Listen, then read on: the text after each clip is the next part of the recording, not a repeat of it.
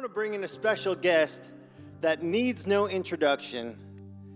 The former governor of Arkansas, the host of the Mike Huckabee Show, the bass player, Mike Huckabee. Give it up for him. Come on.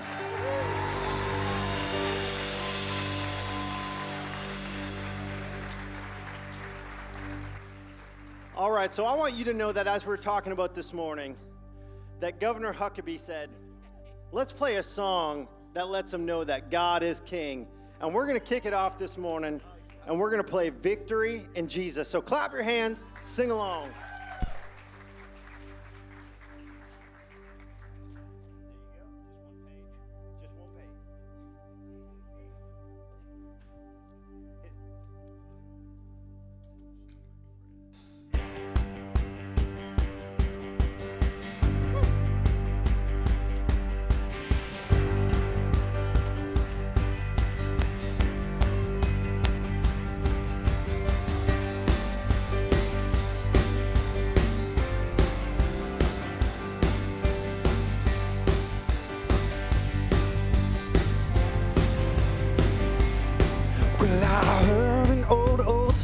Come on!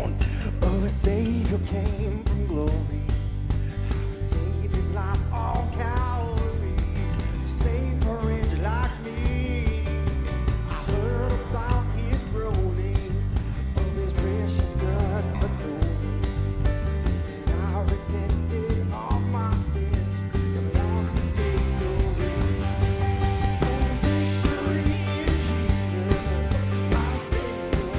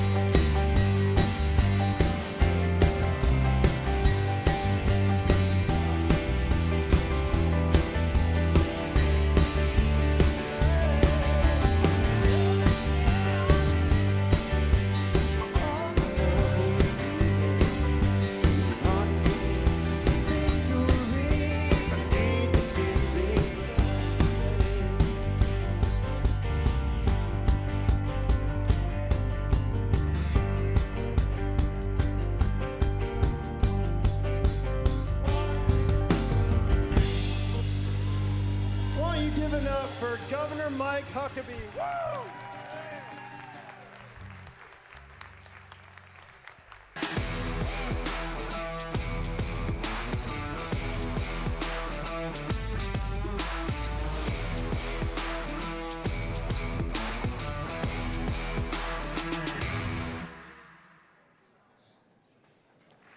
Well, thank you very much. This is a thrill to be here. I just want to thank all of you for letting me play the guitar. I'm done. I'm going home now. That was all I really came to do. This wonderful guy on the keyboard over here, AJ, I've known him since he was a little kid. And he's not a little kid anymore. But he's always had a gift, an unbelievable gift, and he's still got it. And AJ, I just want to say what a thrill to get to play with you. I was just with his dad in Greece and Turkey on a cruise tracing the steps of Paul about 2 weeks ago. And your dad is doing great. He's worried about you. You're costing him a lot of money.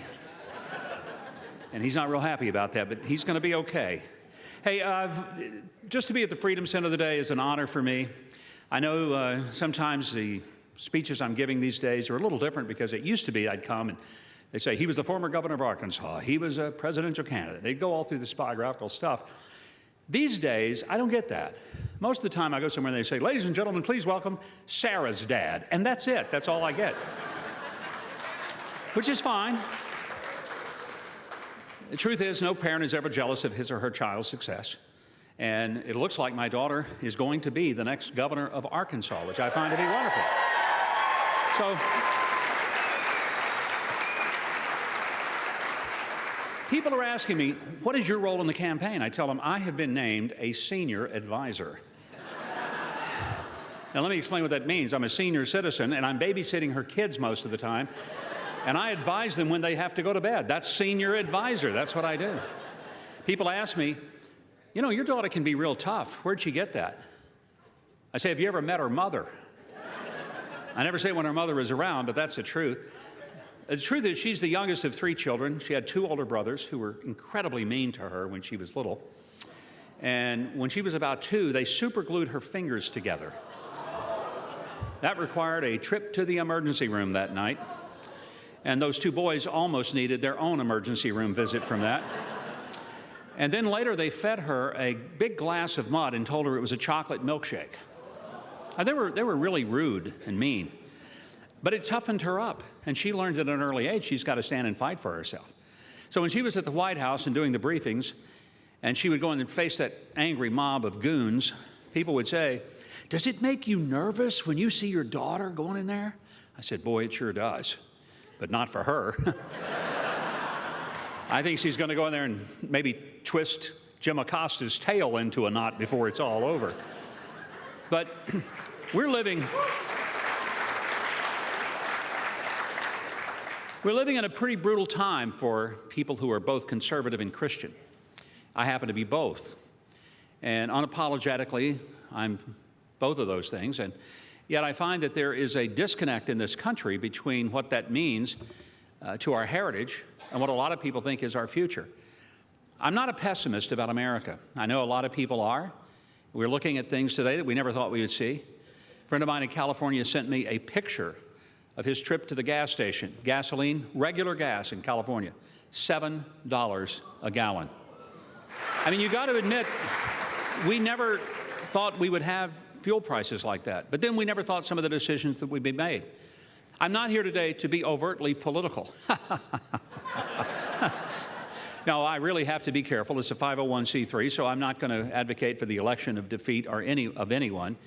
And I'm not running for anything ever again. I get asked that a lot. Do you think you'll ever run for president again? I said, not a chance.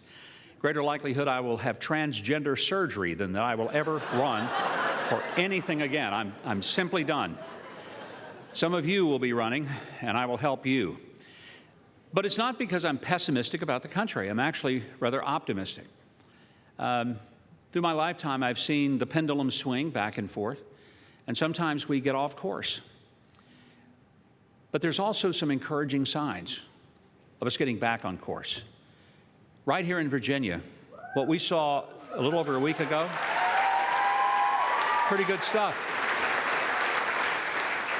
And it was not so much that one party won over the other party. It was that people went to school board meetings and city council meetings, and they started to say, I've had it up to here with the nonsense of this idea that America is an evil, racist country. And we want our country to once again reflect our genuine values of freedom, free speech, the freedom to assemble, the freedom to worship. We're tired of the government overreach where people in elected office think that they can close down churches because they're not essential. But somehow in the midst of this, casinos and strip clubs are essential. Clearly that shows where the values of the politician is who makes such a decision. One of the solutions I would have is that no politician should ever be able to close a private business or an entity like a church and make it so that those people can't get their paychecks until the politician refuses to take a paycheck until those businesses open back up.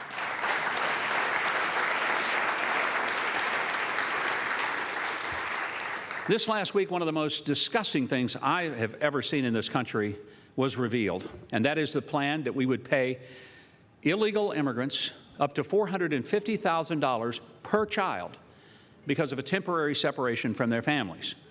They were separated from their families because they came here illegally, and until they could sort out, was this actually a child of the people who brought them, or was it an anchor child thrown into the mix so that somebody who was not related to them could pretend to be related to them?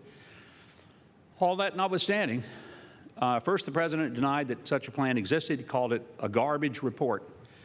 The next day, well, maybe it wasn't so much garbage after all, because it turned out to be true. And then he very brazenly defended it and said, these people deserve it. And I'm thinking, wait a minute, this is Veterans Day week. We just observed this on Thursday. If a veteran dies and is permanently separated from his or her family, killed in action, they get a $100,000 death benefit. That's it. They never go home again, ever. And you're telling me that it's deserving that a person temporarily separated from a family because they broke the law to come in this country deserves 4.5 times that? We have to fix that kind of stuff in this country because that is not the way that a country treats the people that protect its freedom. We need to honor those who put on our uniform, serve our flag, and keep the wars somewhere else other than here in our own streets.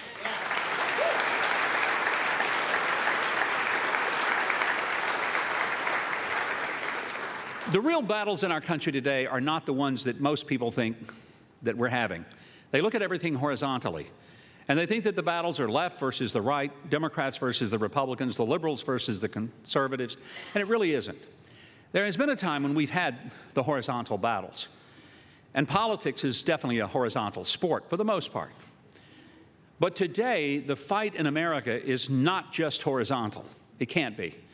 It must be vertical. It must be either we believe that there is a God who gave us our basic fundamental freedoms and rights in this country, or there isn't. That's an up or down decision. Either there's a God or there isn't. And if we believe there is, then we believe what our founders believed when they said, we hold these truths to be self-evident, which means they're so obvious we shouldn't even have to tell you what they are. That's what that means. But then they went ahead and told us, I guess they figured that one day we would be living in 2021. We'd have crazy people running the government. And so we would have to explain it. You know, the thing.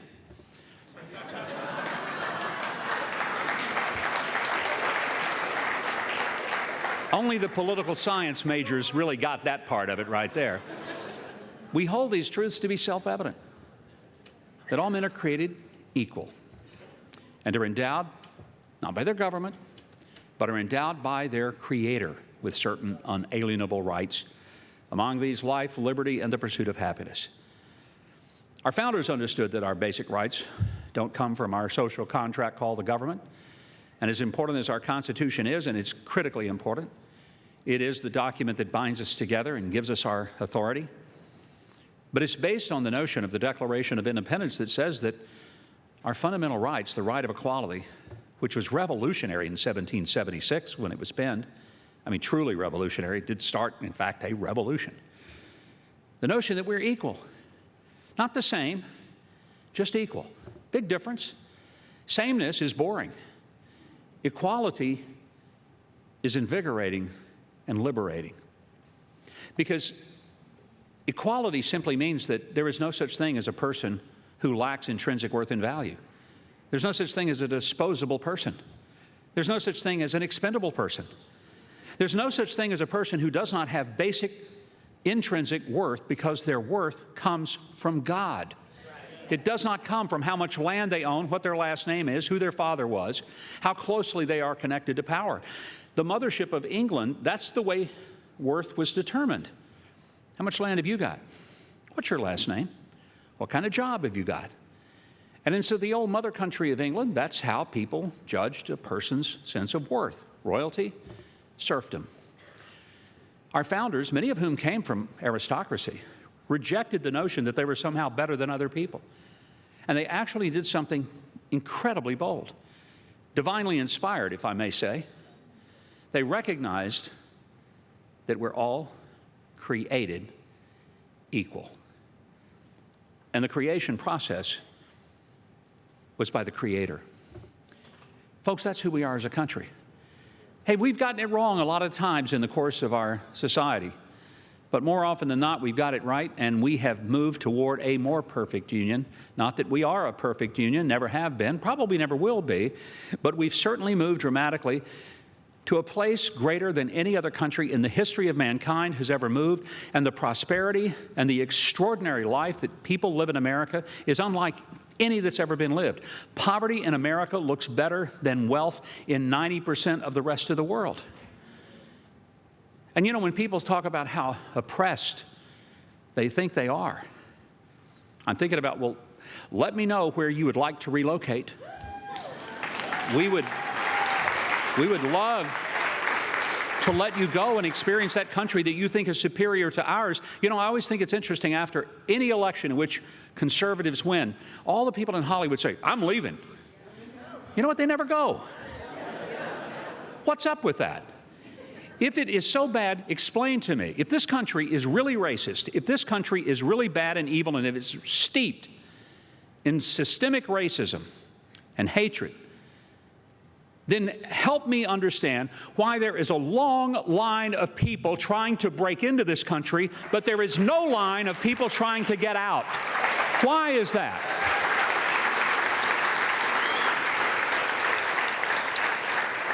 I would suggest that we quit apologizing for America and begin celebrating America. Never get on our knees and grovel because somebody thought that our ancestors committed a sin. I can't fix what my ancestors did. Truth is, my ancestors didn't do a whole lot to anybody. Because, frankly, my ancestors were poorer than most of the folks around. I don't have blue blood in me. My ancestors didn't come across and land at Jamestown or Plymouth Rock. They were dumped out of the debtors' prisons of England, brought to the shores of Georgia in the swamps, turned loose and said, good luck. When I was a kid, my father used to say, son, don't look very far up the family tree, because there's some stuff up there you don't need to see. Of course, that made me want to look, and I did, and I found out, man, the old man was right. There's some stuff up there nobody ought to see. The truth is, you know, I come from working class stock. I come out of poverty, not wealth. My mother lived in the Depression, oldest of 7 kids, lived in a house that didn't even have a floor, just dirt, tin roof over a frame. No water, no electricity. My father never finished high school. His father didn't. His father before him didn't. Not a single male upstream from me, not one, ever graduated from high school, much less went to college. Every single one of you in this room who's a student at Liberty University, you've already achieved more academic success than any male upstream from me ever did. When I graduated high school, it was like breaking the sound barrier in my family. Going to college, unheard of. I'm living the American dream. I didn't come out of privilege. But the privilege that I did have was not my race, not my color, not the pigmentation of my skin. The privilege that I had was being born in the United States of America, where a kid like me could dream a dream and live it.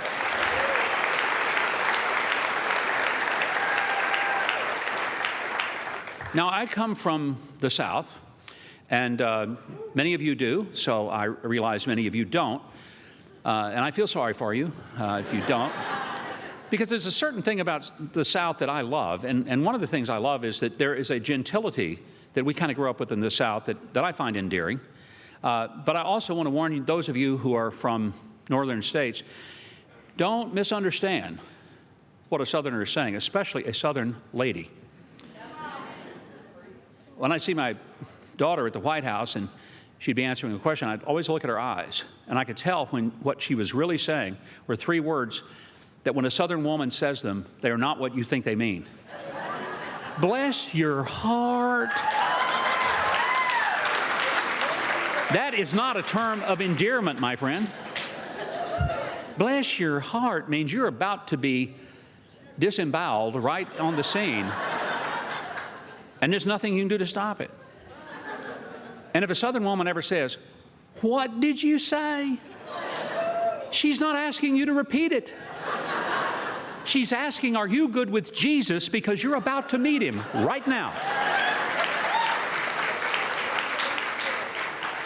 But what I find endearing about the culture in which I grew up was that we didn't value just a level of wealth. We valued what people could get done. And you see, I grew up in what I call the land of God, guns, grits, and gravy. People, when I worked in New York every week for several years, they would say, "Oh, you live in New York?" I said, "Heck no, I don't. I travel up here to work and I get out as quick as I can." "Why?" I said, "Because they won't let me shoot ducks in Central Park. I can't hunt anywhere up here. I'm not living up here." And they said, "Well, where do you live?" I said, and this is what I would say, I live in the land of God, guns, grits, and gravy, which means I live in a place where if you mention God, you're not considered a fanatic, a weirdo, or some kind of lunatic.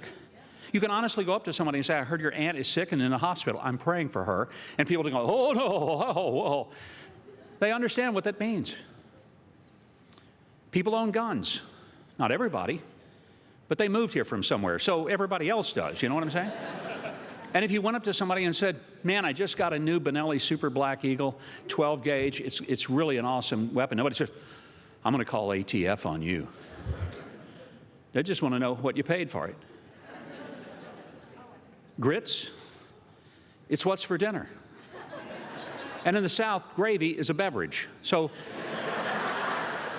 this is the land in which I have grown up. And what I find is this, that people value each other, not from their wealth or from their position, but from their sense of kindness. And I've often said, if you're broken down on a dark road in Mississippi at 2 in the morning, let me just ask you a simple question. Who had you rather pull up to try to help you? Some dude in a Beamer with a slick back hairdo and a New York license plate? Or a couple of boys in a pickup truck from Mississippi with a toolbox in the back? I bet it's the toolbox guys, right? I want to say that don't be pessimistic about your country. Be optimistic. But be optimistic because you are going to commit yourself to getting us back on track. We're not done. We're not done until God says we're done. And he hadn't said that yet. He has not said that. Several years ago, I was governor of Arkansas and invited by Mike Leavitt, who was governor of Utah, to come out to Salt Lake City. This was February 2001, and we were supposed to go out there and be a part of a conference that he was hosting. It was exactly 1 year to the month from when the Olympics were going to be in Salt Lake City in February of 2002. That night we have the conference. Afterwards, he gets up and announces that we'll have a conference session tomorrow night, but in the daytime tomorrow, everybody has a special treat. We're going out to Olympic Village. It's almost finished. Athletes are out there training. We're going to get to watch them, meet them, talk to them. Then, big moment, we'll have the governor's bobsled competition. Now that got my attention. I've never seen a bobsled in person. I grew up in South Arkansas. We never saw snow. Only time I ever saw a bobsled was on TV, Wide World of Sports, a show you're too young to even remember, but it began with a guy ski jumping off this massive mountain, landing beautifully, and the announcer said, "The thrill of victory." And then you would see a bobsled careening off the side of the mountain, probably decapitating everybody in the bobsled. And the announcer said, "And the agony of defeat." That's my only image of a bobsled. So Leavitt is talking as if we're going to be in the bobsleds. I think that's nuts. I got no business being on the bobsled. And I go up to him afterwards. I said, "We're not actually going to be in a bobsled." "Oh, yeah, but I'll get you some training before you do it." I didn't sleep that night. Next day, we got to Olympic Village. My training consisted of him pairing me up with a 16-year-old junior Olympic athlete. No offense, I don't want to learn how to drive anything from a 16-year-old male. And training was getting at the bottom of the bobsled track, which is 1 mile of solid ice. You get at the bottom, they put these spikes on your boots, and you start walking up the track from the bottom to the top. And the kid's telling me where I need to put the skids of the bobsled in each of the 13 curves. And we'll get to one and he'll say, "Now we get to this one, you need to put the skids like right here. Because if you get them way up here, we could like go off. And if they're way down here, then we'll bounce back against the wall, and that'll hurt." And we get to the next curve. He'd tell me where to put them the next curve. And I'm thinking, my gosh, I'll never remember where to put these skids. And we'll only be doing this at 75 miles an hour. We get to the top. Guys at the top going to get me down to the bobsled. They say, "Well, are you ready?" Oh, they were so chipper about it. I said, "Ready for what? To meet Jesus? Look, this is crazy. I have no business getting in this thing." They stuffed me in there, and the kid pushes us off. But before we go, he says something I'll never forget. Great piece of advice. He says, "When we come off the top of the crest of this hill, you're going to see the first curve." He said, "As soon as you see it, steer for it. And by the time you will have reacted to it, you're going to be in it." He said, "Never look back and never think behind you, because the ice behind you can't hurt you." Which is a reminder, the ice ahead still could. But he said, never look behind. Nothing you can do about that. And when you're in the curve, centrifugal force is going to be controlling the bobsled, so don't try to oversteer or correct if you think you're making a mistake. Let the bobsled get you through the curve. But as soon as you come out of it, you're going to see the next one. And the second you see it, steer for it. And by the time you've steered, you're in it. And he said, that's all you got to do the whole way down. Just steer for the curve ahead. And I thought about that for a minute. The kid didn't intend to, but he just gave me the best piece of advice that I could have ever received from anybody, whether it be a governor, a husband, a father, grandfather, whatever it is I did. Because the stuff behind me can't hurt me. It's over. Quit worrying about it. There's some stuff in our past, stuff in your past. Quit worrying about it. You can't fix it. Don't waste all your energy trying to deal with something that you cannot redo. You can't do it. If you got to confess it to somebody, confess it to God, get His forgiveness, and move forward. And if you think you can fix everything today, you can't. If you think things are really a mess right now and got to fix it right now, well, it's not going to get fixed right now. There's a centrifugal force, even in politics, that runs things at a certain point. But here's what you can do. You can steer for the curve ahead. And my advice today is that when you see all this stuff going on in our country and you think, man, I'm young. Is there a future for me? Is there a future for America? Is there a future for freedom and freedom of speech and freedom of worship and to live the life that my parents and my grandparents have lived and my forefathers worked so hard and died to give me? I say, you bet there is. But the one thing that will ensure that that happens, you're in the bobsled and you have to steer for the curve ahead. And if you do, this country is in great shape. Thank you, and God bless you. Thank you very much.